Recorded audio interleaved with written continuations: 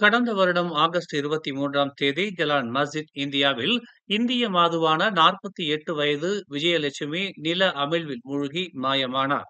இன்றோடு அவர் மாயமாகி ஒரு வருடம் ஆன நிலையில் அவரது மகன் சூர்யா இன்று ஜலான் மஸ்ஜித் இந்தியாவில் விஜயலட்சுமி மாயமான இடத்தில் சிறப்பு பூஜையை செய்தார். அதோடு அன்னதானமும் வழங்கினார். தாயை பறிகொடுத்து விட்டேன், ஆனாலும் அவர் இருக்கிறாரா இல்லையா என்ற ஏக்கத்திலேயே இருக்கிறோம் என்று அவர் கூறினார். இருந்த போதும் அம்மாவுக்கான இறப்பு சான்றிதழ் இதுவரை நாங்கள் பெறவில்லை என்றும், மலேசிய அரசிடமிருந்து தங்களுக்கு அம்மாவின் இறப்புச் சான்றிதழ் வேண்டும் என்றும் அவர் வேண்டுகோளை முன்வைத்துள்ளார். மலேசிய அரசு விரைந்து இதற்கான நடவடிக்கையை மேற்கொள்ள வேண்டும் என்றும் அவர் கேட்டுக்கொண்டார்.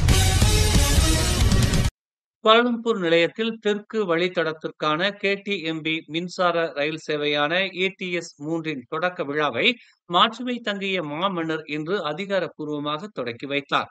காலை 7:45 மணிக்கு நிலையத்திற்கு வந்த மாமன்னரை போக்குவரத்து அமைச்சர் அந்தோனி லோக், துணை அமைச்சர் ஹஸ்பி ஹபீபுல்லா மற்றும் அரசாங்கத்தின் தலைமைச் செயலாளர் ஷம்சுல் அஸ்ரி அபுபக்கார் ஆகியோர் வரவேற்றனர். ஜொஹூரில் உள்ள க்ளுவாங்கிற்கு பயணம் செய்வதற்காக மணிக்கு 140 கிலோமீட்டர் வேகத்தில் இயங்கக்கூடிய ETS 3 ரயிலின் கட்டுப்பாட்டை சுல்தான் இப்ராஹிம் தனிப்பட்ட முறையில் கையாண்டார். பந்திங்கில் உள்ள ஜலான் சுல்தான் சுலைமான் ஷாவில் இன்று அதிகாலை கார் சறுக்கி பள்ளத்தில் மோதியதில் 4 பேர் பலியாகினர், 2 காயமுற்றனர். விபத்து குறித்து அதிகாலை 3:56 மணிக்கு துறைக்கு தகவல் கிடைத்ததாகவும், அனைவரும் உள்ளூர்வாசிகள் என்றும் ஸ்லாங்கூர் தீயணைப்பு மற்றும் மீட்புத் துறையின் உதவி இயக்குனர் அமாட் முக்லிஸ் மொக்தார் தெரிவித்தார். அதைத் தொடர்ந்து பந்திங் தீயணைப்பு மற்றும் மீட்பு நிலையத்தில் இருந்து ஒரு குழு சம்பவ இடத்திற்கு அனுப்பப்பட்டதாக அவர் கூறினார். காரில் சிக்கியவர்கள் அதிகாலை 4:20 மணி முதல் அதிகாலை 5:15 மணி வரை இடிபாடுகளில் இருந்து வெளியேற்றப்பட்டனர். அவர்களில் 3 பேர் இறந்த நிலையில் காணப்பட்டனர். மற்ற 3 தலை, உடல் மற்றும் கால்களில் காயம் ஏற்பட்டது. மேலும் சிகிச்சைக்காக அவர்கள் பந்திங் மருத்துவமனைக்கு அனுப்பப்பட்டனர். அதில் ஒருவர் சிகிச்சை பலனின்றி பலியானதாக அவர் இன்று ஒரு அறிக்கையில் தெரிவித்தார். முன்னாள் பிரதமர் Datuk Seri Najib Tun Razak Kajang சிறையில் தனது சிறை தண்டனையை அனுபவிக்க தொடங்கி இன்றோடு சரியாக 3 ஆண்டுகள் அல்லது 1096 நாட்கள் நிறைவடைகின்றன. 72 வயதாகும் 6வது பிரதமரான அவர் SRC இன்டர்நேஷனல் சென்டியர் பெர்ஹாட் நிறுவனத்திற்கு சொந்தமான 42 மில்லியனை முறைகேடாக பயன்படுத்தியதாக குற்றம் சாட்டப்பட்டு கோலாலம்பூர் உயர்நீதிமன்றத்தால் 12 ஆண்டுகள் சிறை தண்டனையும் 210 மில்லியன் அபராதமும் விதிக்கப்பட்டார். இந்த தண்டனை டிசம்பர் 2021 மேல்முறையீட்டு நீதிமன்றத்தால் உறுதி செய்யப்பட்டது. பின்னர் 2022ஆம் ஆண்டு ஆகஸ்ட் 23ஆம் தேதி புத்ராஜயாவில் உள்ள கூட்டரசு நீதிமன்றத்தால் உறுதி செய்யப்பட்டது. மின்னணு சிகரெட்டுகள் மற்றும் வேப்பிங் தடை குறித்த அமைச்சரவை குறிப்பாணை இவ்வாண்டு இறுதிக்குள் அமைச்சரவையில் தாக்கல் செய்யப்படும் என்று சுகாதாரத்துறை அமைச்சர் ஜுல்கிஃப்லி அஹ்மத் தெரிவித்தார். நேற்று நடைபெற்ற அமைச்சரவை கூட்டத்தில் தனது அமைச்சகத்தின் நிபுணர் குழு தயாரித்த முதற்கட்ட திட்ட அறிக்கையை தாக்கல் செய்ததாக அவர் கூறினார். வேப் தடை செய்வது குறித்த அமைச்சரவை குறிப்பாணையை சமர்ப்பிப்பதற்கு பிரதமரும் அமைச்சரவையும் தம்மிடம் கேட்டுள்ளதாக அவர் கூறினார். கோலஸ்லாங்கூர் உட்புற விளையாட்டு அரங்க வளாகத்தில் மாநில அளவிலான சுகாதார திட்டத்தை திறந்து வைத்த பிறகு அவர் செய்தியாளர்கள் மத்தியில் இதனை தெரிவித்தார். ஈப்போ கெரிக் ஜெலி கிழக்கு மேற்கு நெடுஞ்சாலையின் 45வது கிலோமீட்டரில் ஒரு மோட்டார் சைக்கிள் ஓட்டுநர் ட்ரெய்லர் லாரியுடன் மோதியதில் பலியானார். கெடா பாலிங்கைச் சேர்ந்த 36 வயதான ரோசிமான் அபு அஜிஸ் என்ற அந்நபர் கோலத்தரங்கானுவின் கோங் படாக்கில் நடைபெறும் RXZ 7.0 பேரணிக்கு சென்று கொண்டிருந்ததாக நம்பப்படுகிறது.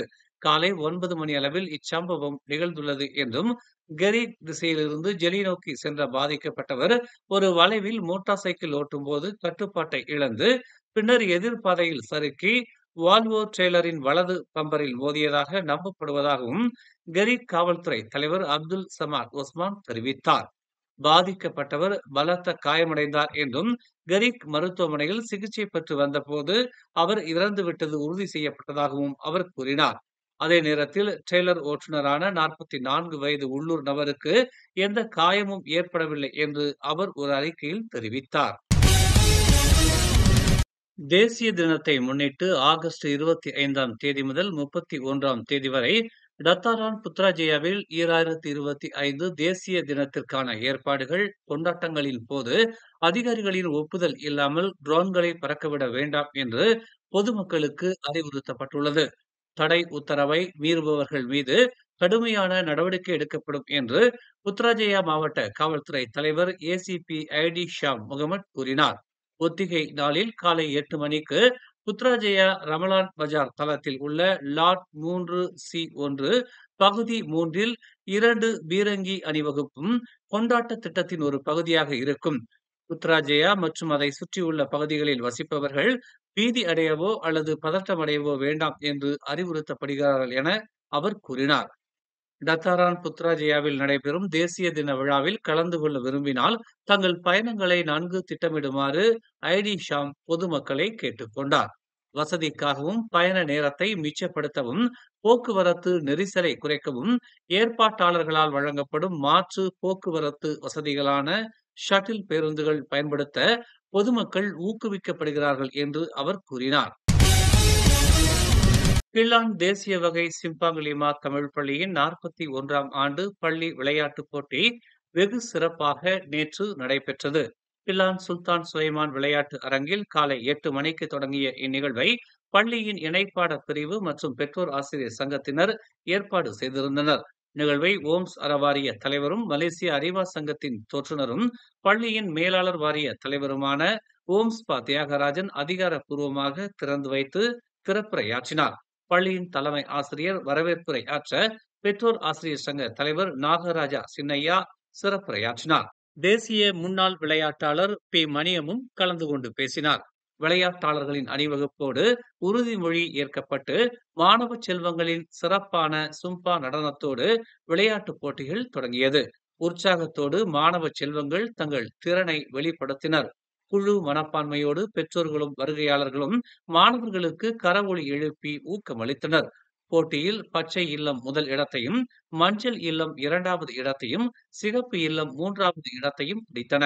சிறந்த வீரராக 6 அப்பர் வகுப்பைச் சேர்ந்த மிர்ஷான் சண்முக பாலனும், சிறந்த வீராங்கனையாக தாஷாயினி சந்திரசேகரும் தேர்வு செய்யப்பட்டனர். ஆசிரியர்களின் சிறப்பான ஒத்துழைப்பில், அவர்களின் நேர்த்தியான கட்டமைப்பில் விளையாட்டுப் போட்டிகள் தங்கு தடையின்றி மிக சிறப்பாக நடைபெற்றது. மேலும் செய்திகளை தெரிந்து கொள்ள தமிழ் மலர் நாளிதழை பாருங்கள். உடனுக்குடன் செய்திகளை தெரிந்து கொள்ள தமிழ் மலர் இணையதளம், தமிழ் மலர் செயலி மற்றும் மலர் டிவி யூடியூப் சேனலை வலம் வாருங்கள். எங்களோடு இணைந்திருக்க மலர் டிவியை பதிவு செய்து கொள்ளுங்கள். உறவுகள் மகிழ்ந்திட விருப்பம் மற்றும் பகிர்வு சேவையை சொடுக்கிடுங்கள்.